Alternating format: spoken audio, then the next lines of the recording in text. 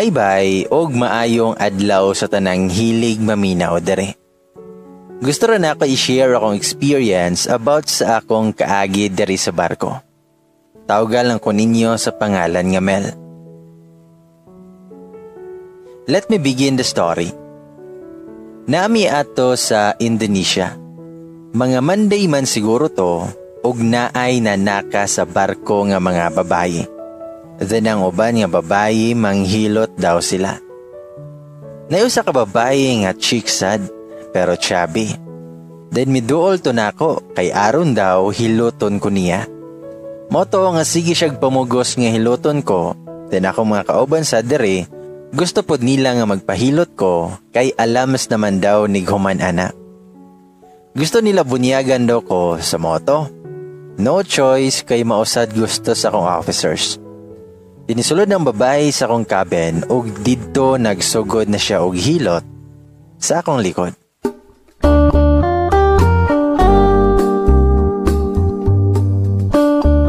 Og nag-istorya me.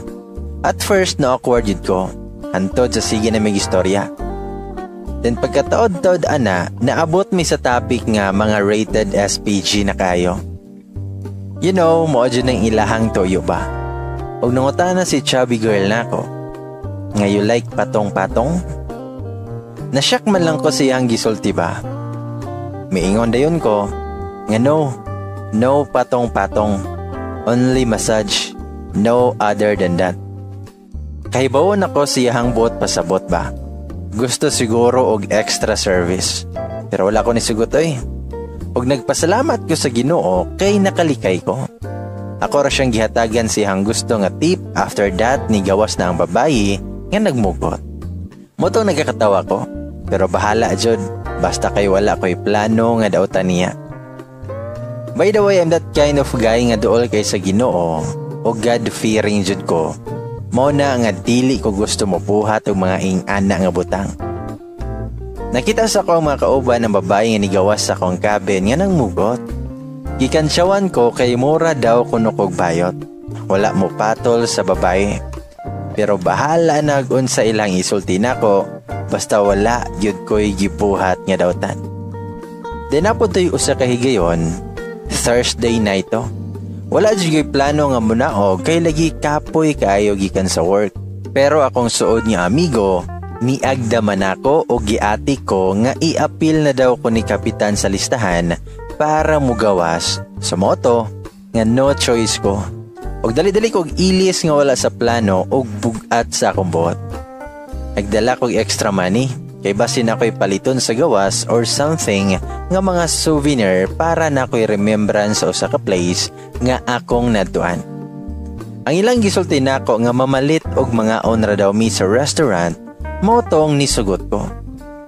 Unya, pag-abot na namo sa city kay nga mong chief mate, kay nagsulti man din sa driver nga adto daw mi og beer house. Nasyak na pud ko kay for sure, kahibawon ako unsa sunod namong mabuhat. Pero wala na ko'y mabuhat kundi ang mukuyog ug musunod nila. Pag-abot na namo sa resto bar, naidaghan nga mga babae. Nagtan-aw sa mua nga grupo ug pagkahibawon nila nga siman mi, hala, entertain dayan sila namo. Moto nga nag-order sila daghang beer. Pang good time daw namo, pampawala sa stress sa work. Ug nikuha sila babae. Og diri gihatag sa kuha. Oo, sa kuha jud gihatag ang una ba. Chicks jud siya. Half Pinay, half Indonesian, kay Pilipino iyang papa. Moto nga gusto daw nila nga bunyagan ko para mahimo na daw kong marino. It's our culture man daw basta first time o kadet pa. Aha ka jud. Moto nga talking rami sa babae og nag-ask ko niya about sa self. Og nganong nabuhat manin niya nga mga butang. And I found out nga wala na daw siya ipapa. Patay na daw. Og siya ang nagbuhi siyang mama and while ga-study siya. Nalawag yun ko niya nga ako mga officers igisulsul na ko nga ako na daw ikama ug ako na daw gakson or unsa pa na nga mga inuwag nga binuhatan. Pero wala na ko jud gibuhat kay wala jud ko'y plano sa ilahang gusto mahitabo. Moto nga nagbagulbol na sad akong officer. Mura daw kog bayot. Ang hina ko daw sa babae. Pero bahala na, basta dako jud kog respeto sa babayi.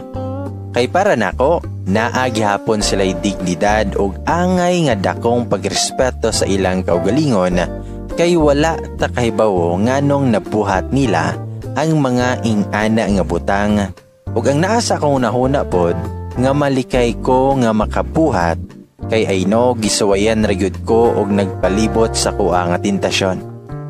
Motong ako ra siyang gihatagan og tip para sa table, may nalang makatabang ko niya bisag gamay.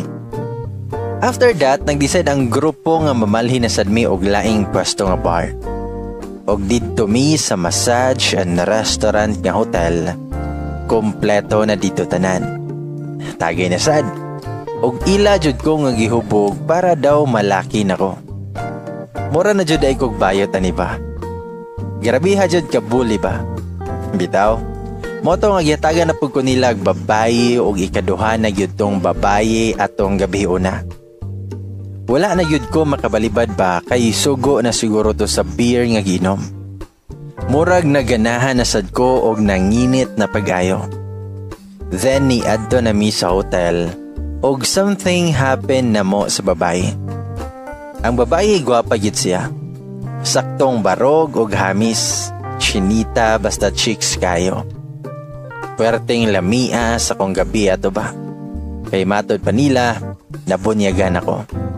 Then pagkahuman ana, nawasan ako gamay kay naligo naman ko og didto nako na-realize nga Holy Friday naman di ay ni kaugma. Kasi naghinuktok ko sa daplin sa bed og nag-ask ko sa kong kagalingon. Nganong nabuhat ni nako og parte jud nakong dalaha sa tentasyon.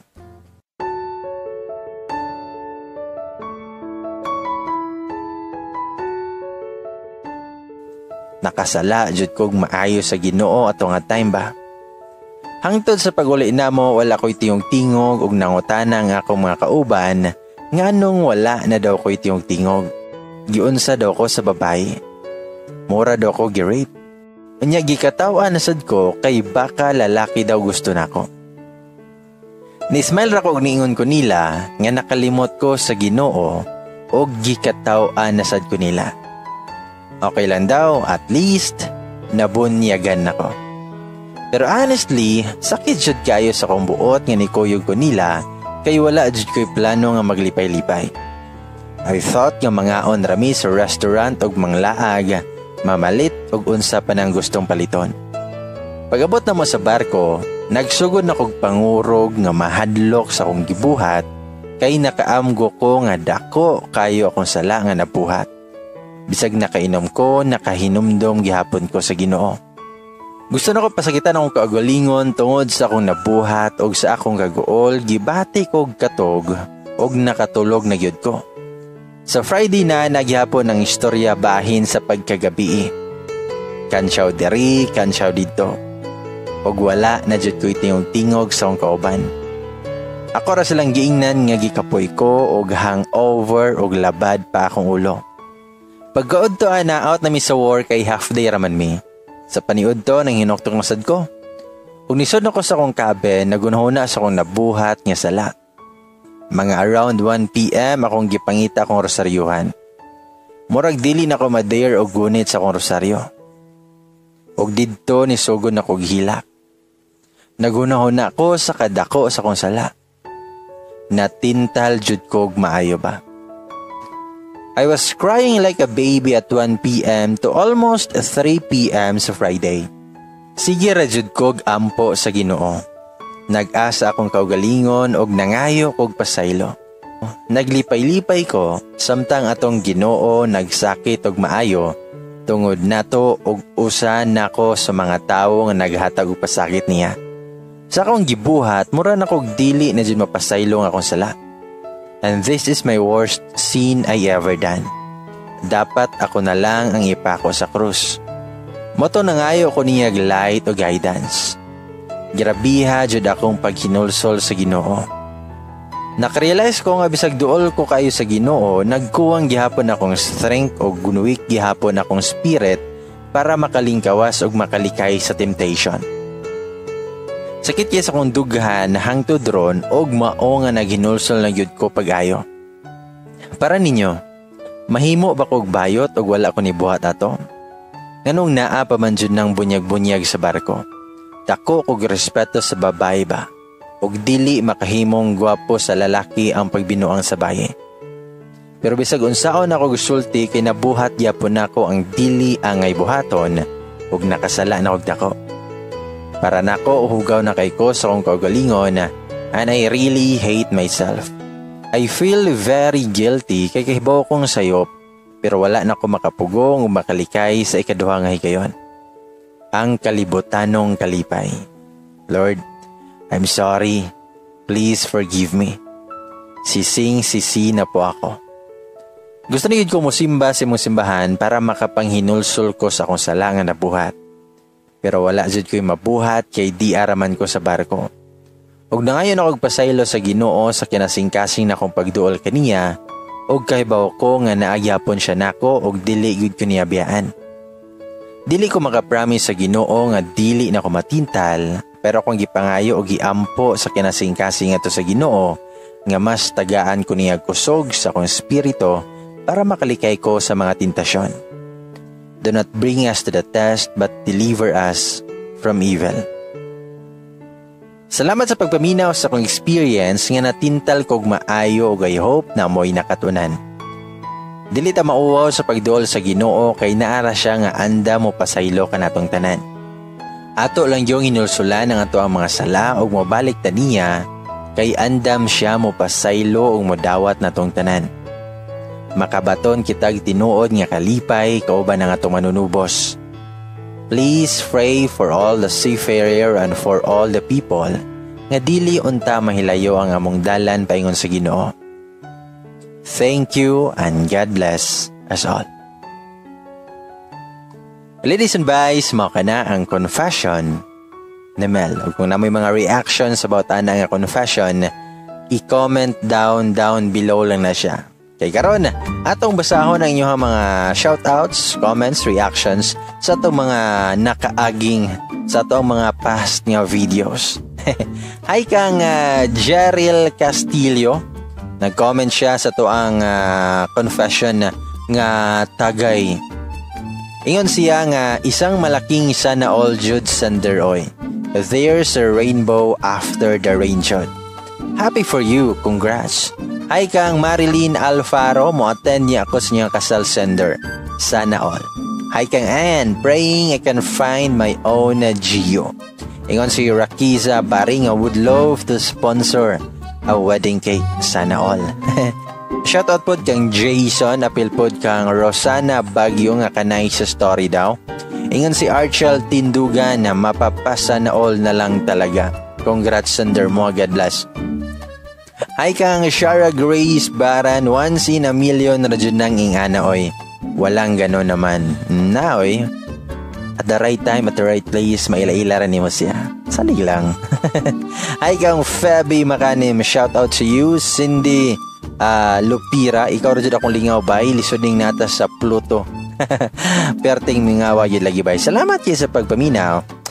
Lane Abrogina, hi, shoutout to you. Juliana Julie,